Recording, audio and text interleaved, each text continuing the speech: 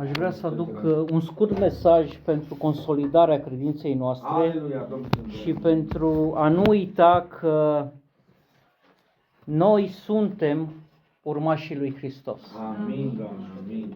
Nu suntem un oarecare sau oarecare. Suntem niște oameni care Dumnezeu i-a ales, i-a chemat la El și prin care ne-a dat tot ceea ce ne trebuiește ca să putem să trăim o viață plăcută lui Dumnezeu și să avem acea încredințare puternică că Dumnezeu este de partea noastră. A citit și fratele Lucian din versetul 10 și 11, la care aș vrea, din psalmul care l-am citit inițial, la care aș vrea să înțelegem un pic ce înseamnă cuvântul ăsta, opriți-vă, pe care Dumnezeu îl adresează către noi ca un imperativ. Așa spune, opriți-vă și să știți că eu sunt Dumnezeu. Eu stăpânesc peste neamuri, eu stăpânesc pe pământ. Domnul oștirilor este cu noi. Dumnezeul lui Iacov este un turn de scăpare pentru noi. Amin. Aleluia. Cuvântul ăsta, opriți-vă, ca să-l înțelegem mai bine, este exact cum mergând în trafic, o mașină găsește un semn care scrie acolo stop. Și orice șofer trebuie să oprească, trebuie să stea nemișcat și să se orienteze stânga-dreapta și de-abia atunci să poată pune din nou mașina în mișcare și a merge mai departe.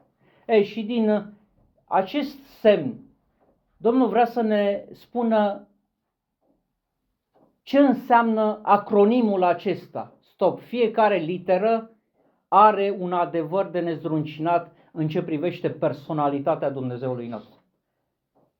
Deci, S-ul înseamnă că noi nu trebuie să uităm că Dumnezeu este suveran. Dumnezeu are totul în control. El este la cârma tuturor lucrurilor. El are frâurile în mână.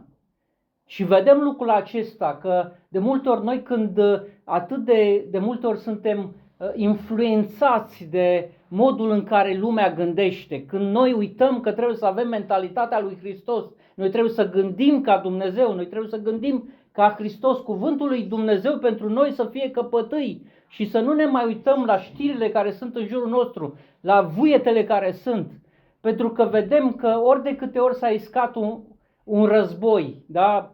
Înainte de războiul ăsta care pare o amenințare și mulți se pronunță în direcția aceasta, mă refer Israel cu Iran, dar a fost și alt război, Rusia cu Ucraina și noi, o să vină războiul al treilea mondial, o să vină și România, o să vină totdeauna Satana, când auzim o anumită știre, el deja ne livrează un scenariu al lui. Și noi, dacă nu suntem înrădăcinați pe adevărul lui Dumnezeu, pe cine este Dumnezeul nostru, de multe ori putem să fim tulburați, agitați, nedumeriți, îngroziți și să zicem gata, s-a terminat cu noi, ce mai putem face? Intrăm în panică. Da, intrăm în panică, exact. Și atunci noi trebuie să înțelegem că acest cuvânt, opriți-vă, care vine de la acest cuvânt stop, și S-ul înseamnă că Dumnezeu este suveran. Apoi, în al doilea rând, T-ul din acest acronim înseamnă că Dumnezeu este Tatăl nostru. Aleluia, slavă ție. Noi nu suntem ai nimănui, noi nu suntem orfani, noi nu suntem copiii străzii sau oameni fără o direcție, oameni care să nu știm încotro mergem. Noi îl avem ca Tată pe Dumnezeul nostru. Amin, Doamne, slavă ție. Și pe lângă Dumnezeu ca Tată, noi avem pe Dumnezeu ca mijlocitor.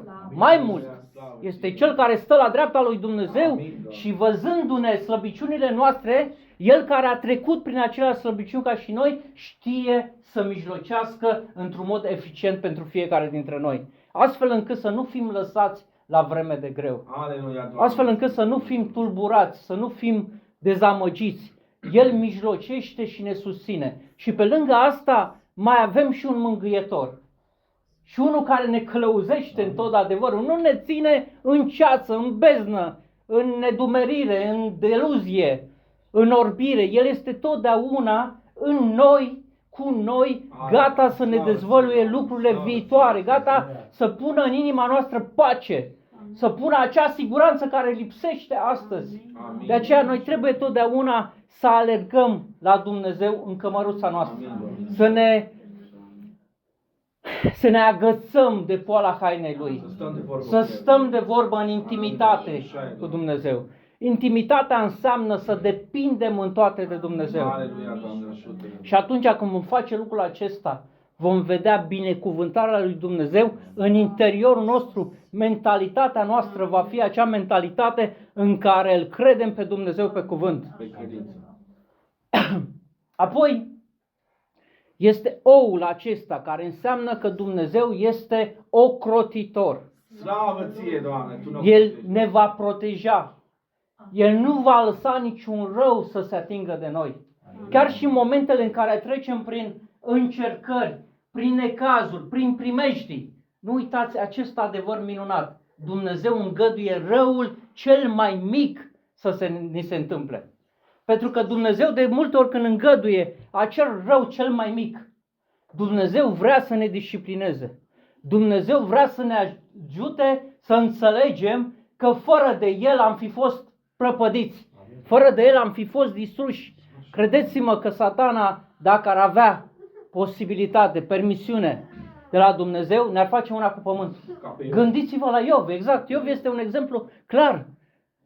Ți-l dau pe mână, dar cruță-i viața. Dumnezeu este Cel care hotărăște toate lucrurile. Nimic din lumea aceasta nu se întâmplă fără ca El să îngăduie. Așa e, Doamne, așa e. De aceea noi trebuie să fim conștienți că Dumnezeu, indiferent de ce se întâmplă, indiferent de situația, că de multe ori nu avem de muncă, de exemplu, că și eu mă lupt cu lucrul ăsta și că de multe ori Satana vine și spune: e un blestem, nu o să-ți mai găsești de muncă. Și eu zic: nu minți, Dumnezeu are altceva pentru mine. Aleluia. Ceva prepară Dumnezeu. Dumnezeu Aleluia. îmi călăuzește viața, nu să fiu robul cezarului, ci să fiu robul lui Dumnezeu și să pot să lucrez pentru Dumnezeu. Am lucrat pentru cezarul acesta mai mult decât a trebuit. Chiar neglijându-l pe Dumnezeu ai da onoare pentru ceea ce El este, pentru bunătatea Lui. De aceea trebuie să ne încredem în Dumnezeu. N-ai soție, n-ai de muncă, n-ai multe pe care Satana vine și ți le aduce așa pe rând și tu ar trebui să te împotrivești lui unul câte unul. N-am soție pentru că Dumnezeu știe El timpul când e. Eu trebuie să mă pregătesc să fiu un mare preot în familia mea. Să nu intru în căsnicie nepregătit și apoi să mă iau cu mâinile cap că nu știu ce am făcut, nu? N-am un loc de muncă, că Dumnezeu pregătește un loc de muncă minunat pentru mine în care să-mi găsesc Aleluia, glorie plăcerea ție. în legea Lui, să pot să Aleluia, predic, să Domnul. pot să îl reprezint pe Dumnezeu. Domnul să Totdeauna trebuie să-l contracarăm pe Satana în minciunile lui cu adevărul lui Dumnezeu. Pentru că știm că Dumnezeul nostru este Cel care ne ocrotește. Foarte interesant și mi-a plăcut și îmi place și îl spun de fiecare dată. Iov este un exemplu extraordinar de la care putem învăța de credincioșia, de dragostea lui față de Dumnezeu, de viața de neprihănire în care trăia. La un moment dat, când Dumnezeu se laudă cu Iov, zice: ai văzut pe robul meu Iov? El este neprihănit, se teme, se depărtează de rău, face voia mea. Și Satana, așa cu o ură de-aia înverșunată, zice: păi e și normal să te slujească când tu ești în jurul lui ca o fortăreață. Știți, fortăreața este o cetate aproape de neînvins, de nebiruit. De multe ori, în anumite contexte, în istoria lumii, cetățile au fost biruite prin anumite strategii. Nu așa s-au dus și hai să spargem porțile și să... Nici cu taurul ăla, nu? Care se folosea pentru spargerea unei, nu putea. Și asta vrea să spună: când noi ne încredem în Dumnezeu, Dumnezeu este ocrotitorul nostru. Noi suntem în fortăreața lui Dumnezeu. Oricât de mult ar vrea cel rău să ne facă rău, Dumnezeu nu-i va permite niciodată. Iar noi trebuie să nu uităm lucrul acesta. Apoi, ultima literă a acestui acronim este P, care înseamnă că Dumnezeu este Cel care poartă de grijă. Dumnezeu este Cel care poartă poverile noastre. Amin. Amin. De multe ori, în problemele noastre, parcă devin atât de mari încât zicem, gata, nu mai pot să ies de aici. Nu știu cum o să fac, așa am zis tot timpul, n-am salariu, n-am cum să plătesc chiria. Bine, chiria am cum să o plătesc, slavă Domnului, că fiind student am un ajutor, dar e puțin, nu mă descurc pentru întreținere, pentru a-mi cumpăra mâncare. Și de multe ori zic, cum o să o fac? Mai am, de exemplu și acum stau și mă gândesc, mai am vreo 2 luni până în septembrie, când vine următoarea tranșă de bani de la facultate, nu? Împrumutul pe care l-am pentru că studiez business management, vreau să fiu un adevărat lider care să-L prezint și în lumea cezarului pe Dumnezeu și să pot să aduc oamenii la mântuire. Și tot timpul m-am gândit cum fac și Dumnezeu exact în momentul ăla când credeam că voi fi falit sau că nu o să reușesc să... Dumnezeu totdeauna s-a îngrijit. Totdeauna. Eu acum stau și mă gândesc, da, e clar, n-am surplusul ăla care fiecare îl are în buzunar, poate care lucrează și zicea, eu acum îmi permit aproape orice, mă duc și mănânc la restaurant, nu mai îmi gătesc acasă că am bani. Eu nu am de mult timp lucrul acesta. Și când am lucrat, am avut posibilitatea și mulțumesc lui Domnului pentru asta. Dar acum trebuie noi să ne concentrăm la faptul acesta. Să nu ne îngrijorăm de nimica. Pentru că îngrijorarea ne duce pe flancul Satanei. Pentru că Domnul Iisus spune un adevăr pe care trebuie să-l înțelegem. Oricât te-ai îngrijora, nu vei schimba nimica, ci te vei afunda mai mult în groapă. De-aia spune Domnul Iisus spune, crezi că dacă te vei îngrijora, vei pune un cot la înălțimea ta, în sensul că vei ieși tu din problema aia dacă tu te îngrijorezi? Nu, mai mult te vei afunda. De aceea trebuie să privim la Dumnezeul nostru, să nu uităm că El este Cel care poartă de grijă. Amin. Și dacă nu avem ceea ce ne trebuie, sau mai mult decât ne trebuie, că de multe ori asta e adevărul, noi zicem suntem săraci. Eu cred că nu suntem săraci, că dacă ai mai mult decât strictul necesar, intri acolo la bogați, nu bogați putreși cum sunt alții, dar oricum ai mai mult decât îți trebuie. De aceea trebuie să cerem totodată și înțelepciune de la Dumnezeu, că atunci când Dumnezeu permite mai mult decât avem nevoie, să-L investim într-un mod corect. Știți, banii aceștia pe care îi avem sunt perisabili.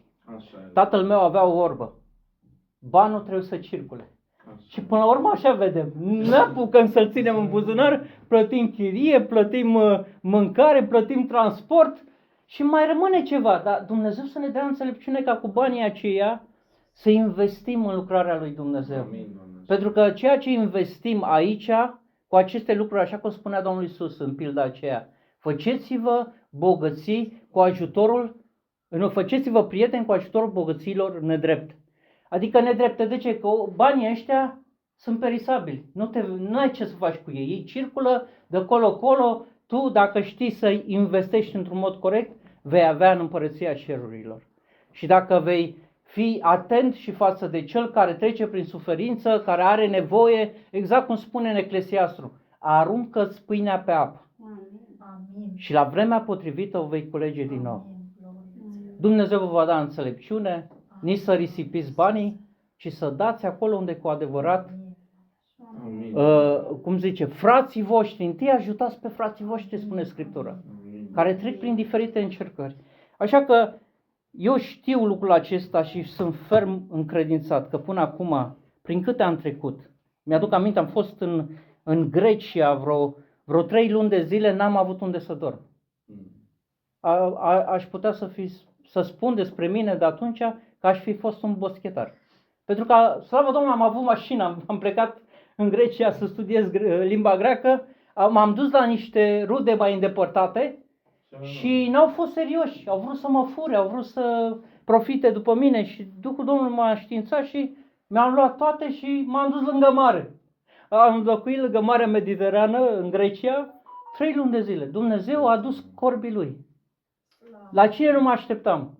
A venit, mi-a dus de mâncare, mi-a dat indicații, du-te la femeia aia care are nevoie de un grădinar, M-am dus, am lucrat acolo, după aia am învățat să pescuiesc, am prins pește de alea pești de ăștia care se vând mult, nu e de ăsta răpitor, da? Care au carne foarte bună, dulce, curată și așa mai.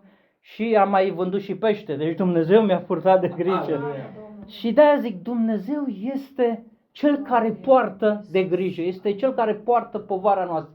Dacă vreodată te vei simți doborât de povară, de necazuri, de probleme, roagă-L pe Domnul să-ți vină în ajutor, Amin. pentru că El se bucură. El este gata să vină în ananghia noastră, în problema noastră. De multe ori știți cum vine Satana la noi și ne descurajează, chiar în momentele alea critice. Și ce mă, tu îl cauți pe Dumnezeu numai că n-ai probleme? Dar Dumnezeu nu e așa. Dumnezeu se bucură că atunci tu în problema ta nu-L uiți pe El. S-ar bucura să-L lauzi și să-i fii recunoscător și în binecuvântarea ta. Dar niciodată Dumnezeu nu o să zică până acum cât ai avut, ți-ai bătut joc de mine și acum când ai nevoie vii la mine. Nu, Dumnezeu nu dă pe nimeni afară. Dumnezeu nu dă cu piciorul la nimeni. Dumnezeu vine în ajutor. Ăsta este Dumnezeul nostru, cel minunat, viu și adevărat, în care trebuie să ne punem toată nădejdea. Așa că orice s-ar întâmpla în jurul nostru, oricâte războaie și vești de războaie, poate să fie și la granița noastră. Noi știm că Dumnezeu este Tatăl nostru, este stăpânitor și suveran peste această lume și că nimic nu se întâmplă fără să știe El și să voiască El, apoi că El este ocrotitorul nostru și că El este Cel care poartă de grijă. Amin. Cu acest mesaj din partea lui Dumnezeu și din Psalmul 46 vrem să plecăm îmbărbătați, încurajați, înrădăcinați că avem un Dumnezeu mare care nu ne-a uitat și ne-a iubit și ne iubește până la capăt. Amin.